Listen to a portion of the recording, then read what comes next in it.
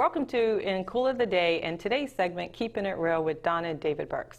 Today we have a show that I believe will be very educational. David and I will be discussing some important concepts related to your personal finances. Without further ado, let's go ahead and get started. So one of the things that we want to talk about today is financial security.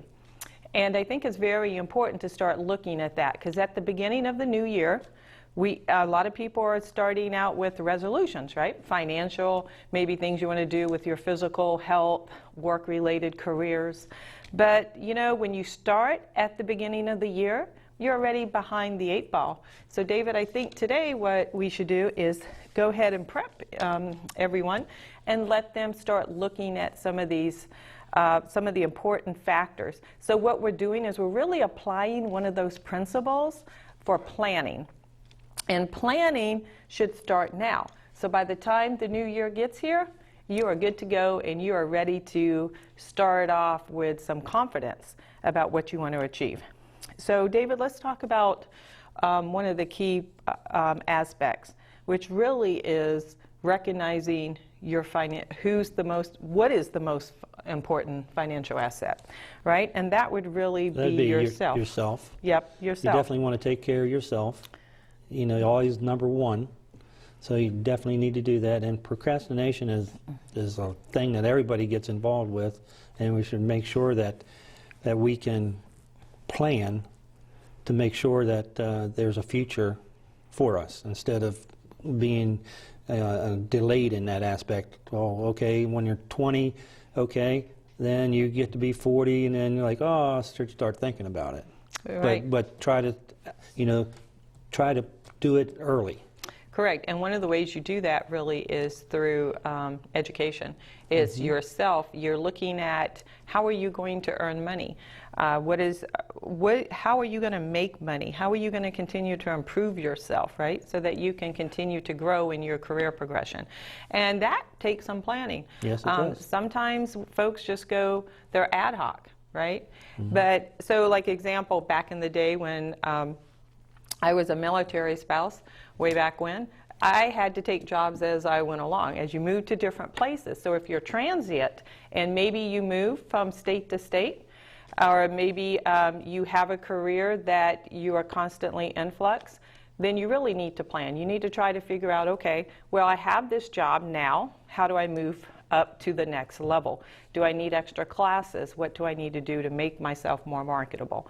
So that's really one way. And so you can start looking at that goal now for starting next year. What's a couple of the goals you want to achieve? And I think number 2 is very important. So you know what you want to do career-wise. So the next aspect really is financial literacy, right? Yes. Being educated and informed of what's going on today. A lot of folks, they just don't know. You know, they get a job and they get signed up for that 401k and think that that's going to be the retirement and Social Security. Well, we know all about Social Security, so so you really do have to plan. You do. And audience, let me tell you, financial literacy is, again, very important because, again, it's talking about your basic knowledge. Yes. All right, so David and I have been in finances. So we are doing, we do this show, but we also do financial services, as I was mentioning. And one of the things we teach financial literacy. And these are free classes that are offered to the community as an outreach. And the classes range from everything from money, where'd you get your values, how did you learn about money, so that's the psychology of money, what's important, what's your wants, what's the needs. It talks about budgeting, credit, identity theft, retirement, even entrepreneurship, because entrepreneurship is part of the education, because again, it goes back to who's your most important financial asset?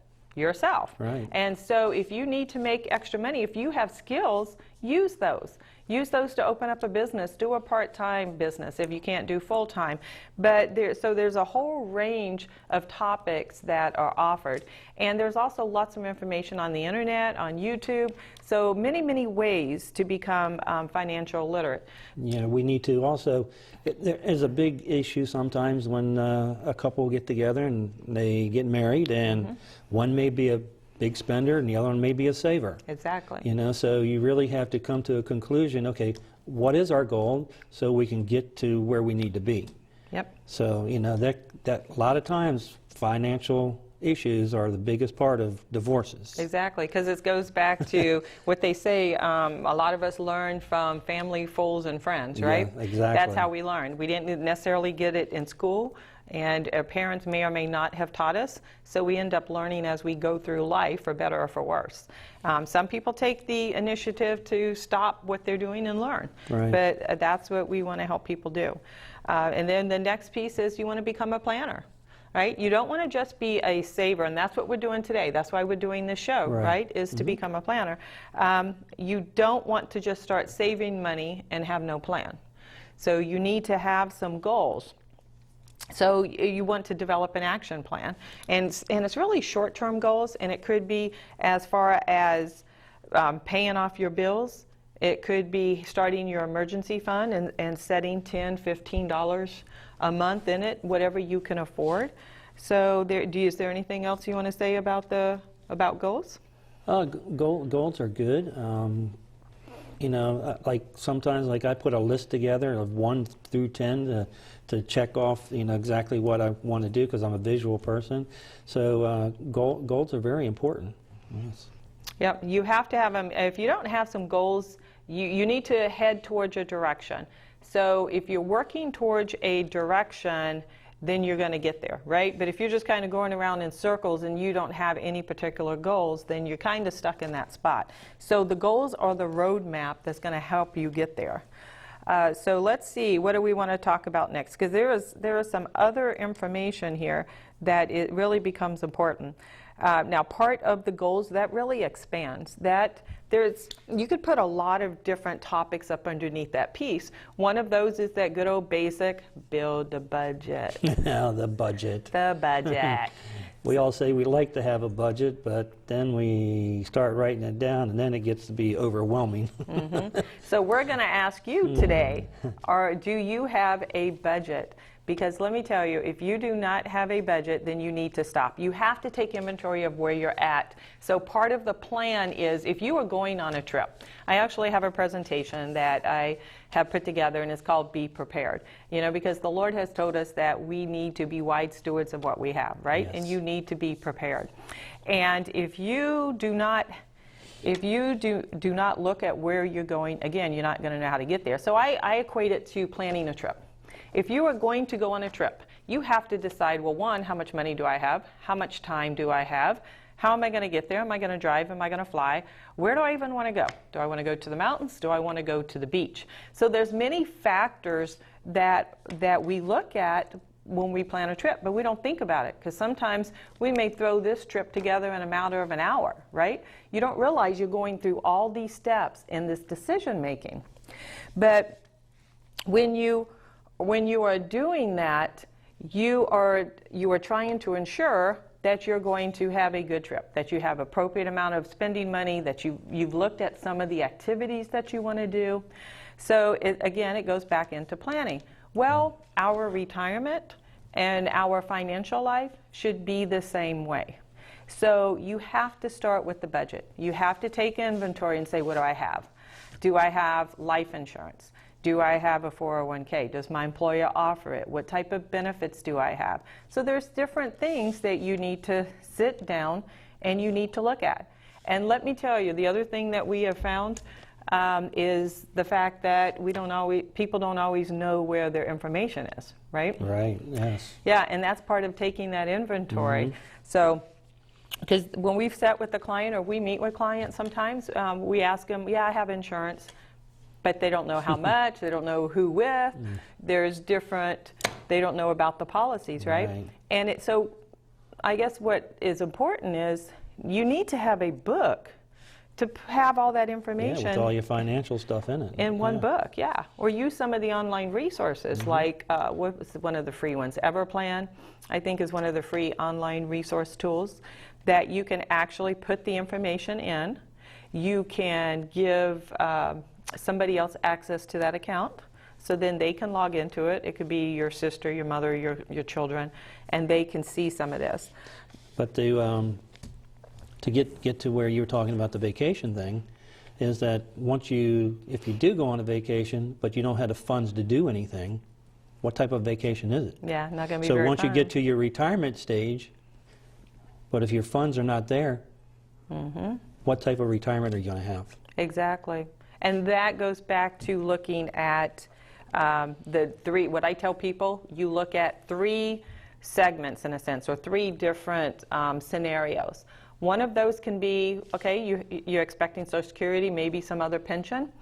What does that look like? Okay, so if you have the Social Security statement, plus whatever you know that you're going to get from a job, what does that look like for you?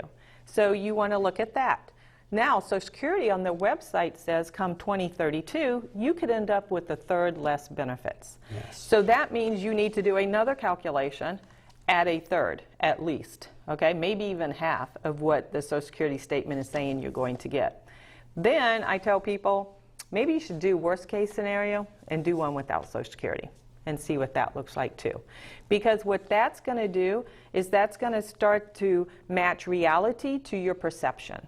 So a lot of times we have this idea that we're retiring, but we don't know what that picture looks like. It's a blank canvas. We haven't even started painting that complete picture. So again, we go back to saying, where are you going to live? Do you need to downsize? Are you going to move south where things are cheaper? Are you going to have adult children living with you? Do you need to take care of elderly parents? Are they going to move into you?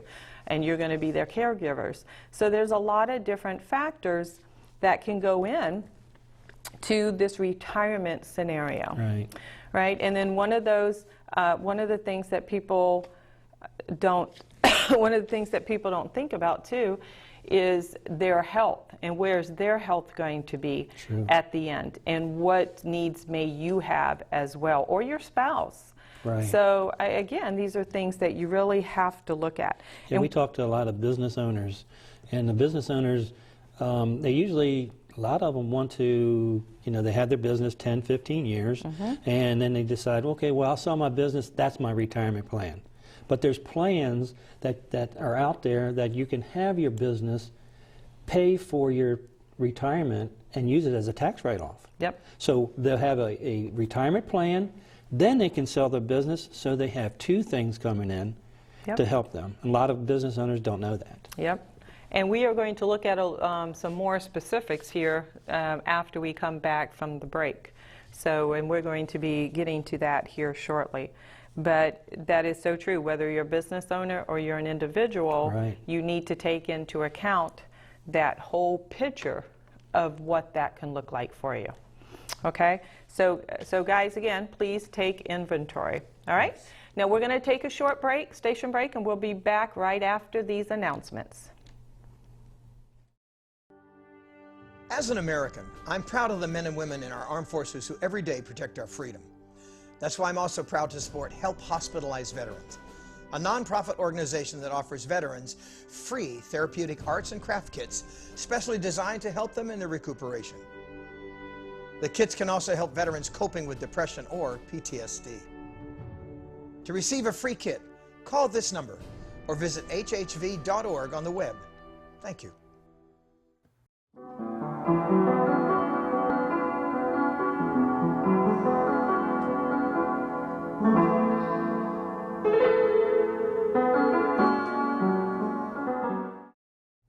Welcome back to Keeping It Real with Donna and David Burks. Today we are talking about financial concepts that are important to understand in dealing with your own personal finances. Now, right before the break, we were talking about some of the steps to financial security. One was making a plan. Don't wait. You should make a plan now so that you're ready for the new year.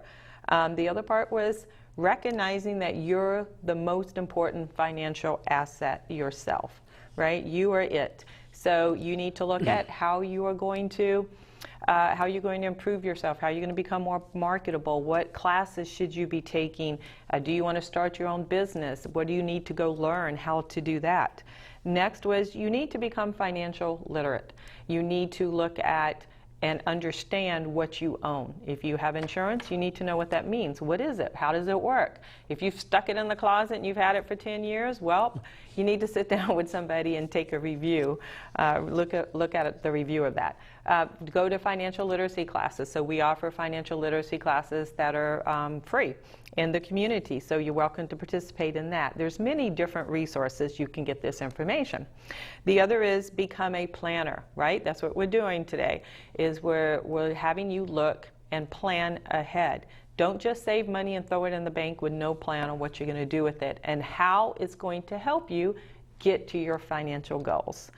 And the last thing that we talked about before we went to break was setting goals, and how business owners may even plan to sell their business as part of their retirement goal, right? Mm-hmm. But we were talking about how you need to look at the whole picture, the different types of packages that you may have, or how much you may make in retirement, and what does that look like? What does the financial picture really look like for you? So yeah, a lot of people, when they think about retirement, they think about, well, I'm going to have less. Mm-hmm. So, but if you do a great planning to your retirement, which we can help them do that, mm-hmm. that they don't have to do that. They don't have to have less. Yep.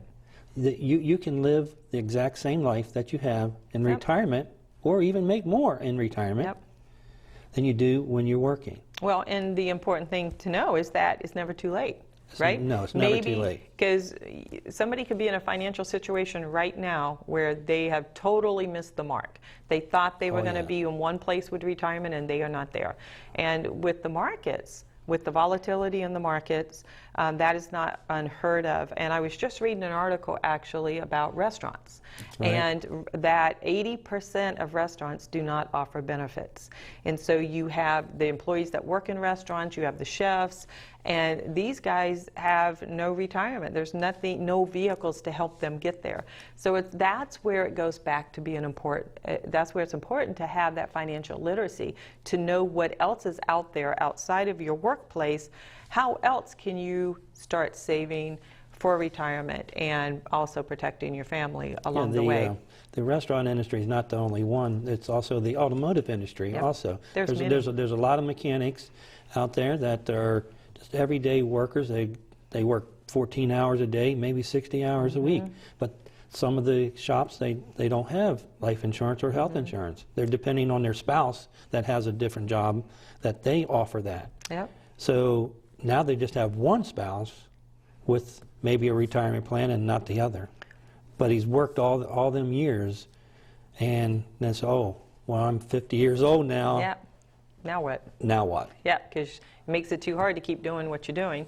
And that's true for many businesses, many small businesses. The owners can't afford the benefits because healthcare, we know, is we help individuals with free enrollment into healthcare plans too. So we've seen the cost. We know what families are facing.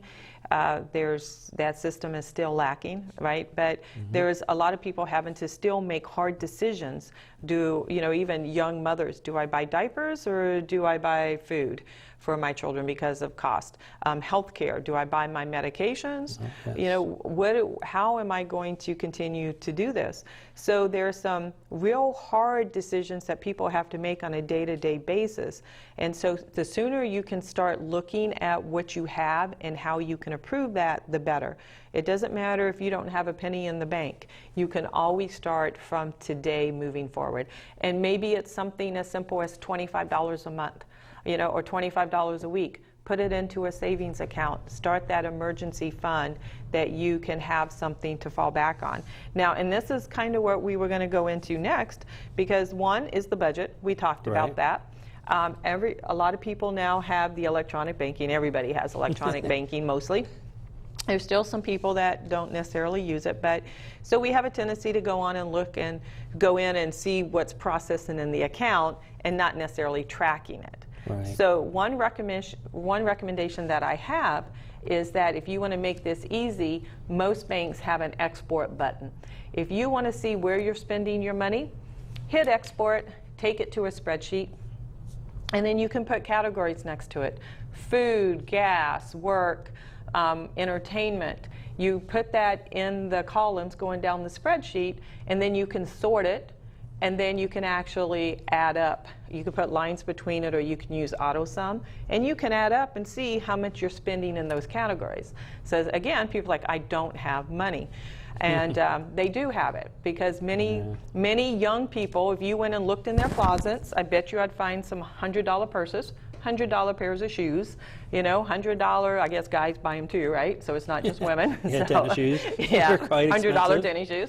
So there are, so that means to me that you do have money, but maybe it's just not going to the appropriate place. Yeah, that $5 or $6 coffee that you may get Yep, every morning. every day. There are little things that you can do to make a difference in your financial wellness. Paying off debt. All right, if you're using credit cards, then maybe you take that extra $25 a month from a coffee, you know, cut down on it once a week, and that's $20 right there, just about. Put that on a credit card, and that will make a big difference in paying that down. The emergency fund, that is so important to have that emergency fund. You need those tires on that car. Your battery goes out. That is not something that you planned in your budget, right? No, and most people, when that happens, they're like, okay, let's put it on the credit card. Then that credit card keeps getting higher and higher and higher. And then you get to a point where, okay, we can't use that credit card no more. Yep. And or you're just paying minimum, because you're making minimum payments. And minimum payments. We know about minimum payments. Oh yeah, yeah. Minimum payments will keep you there for 20 years, right? So you don't want to do that. And again, there's short videos that we even have access to, and they're on YouTube as well. Oh, yes. There's videos out there on credit cards, paying off credit cards, minimum payments that you can look at. And you know, YouTube is your friend. There's a lot that you can Google, and there's a lot of resources we have that we can send to you. So just contact us at our email address at Donna Burks 11 at gmail.com is one of those. But let's go on to, we have a few more minutes here. So let's go ahead and talk about protecting your family and yourself. That is huge.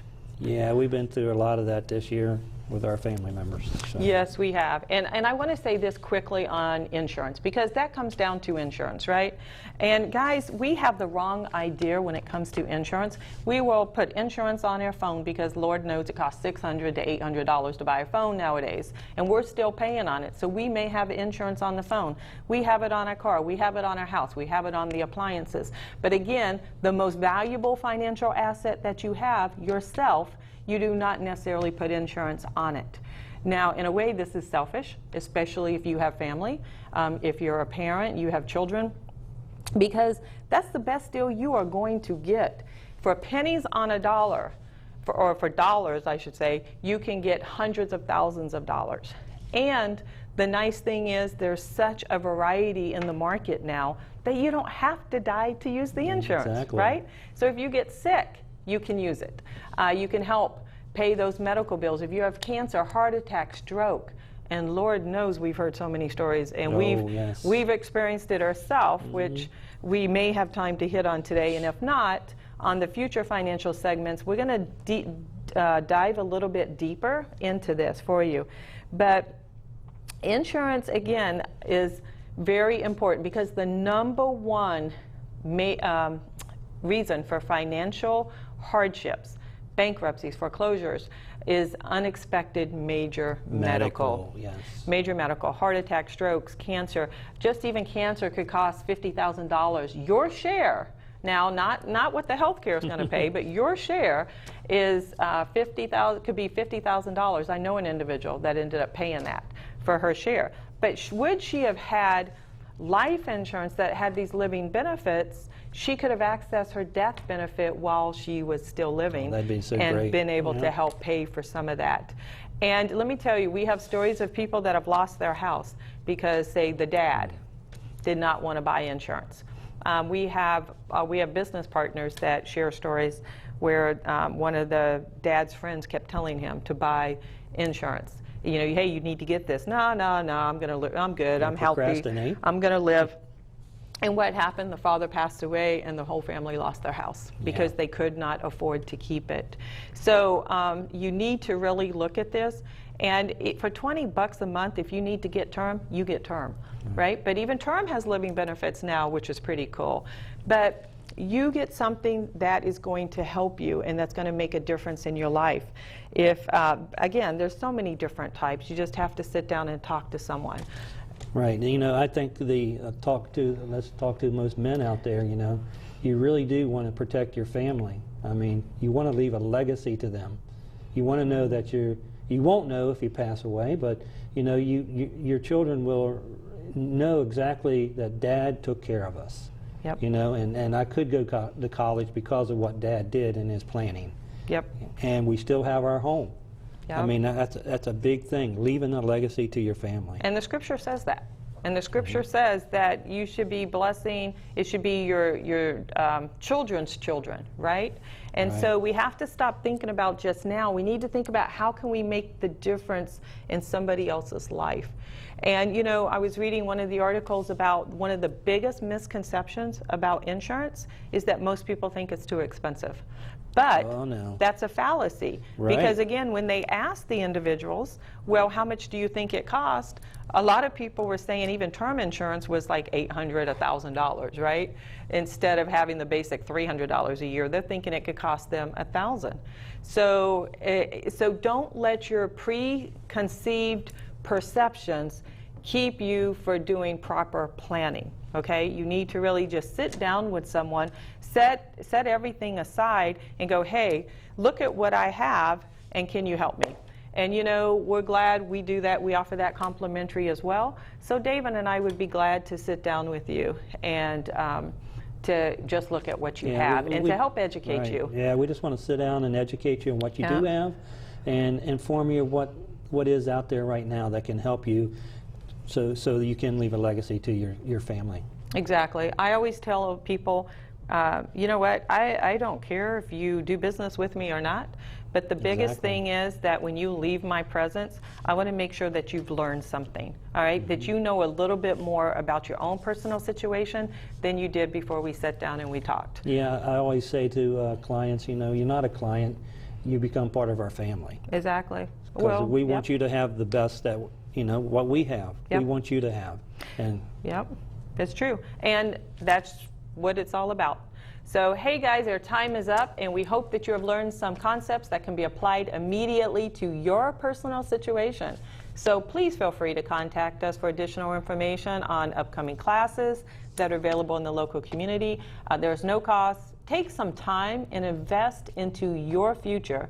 Okay, we'd love to receive your feedback and comments on the show. You can contact David or myself. Our information will be listed on the screen. But until next time, remember, keep it real. Thank you.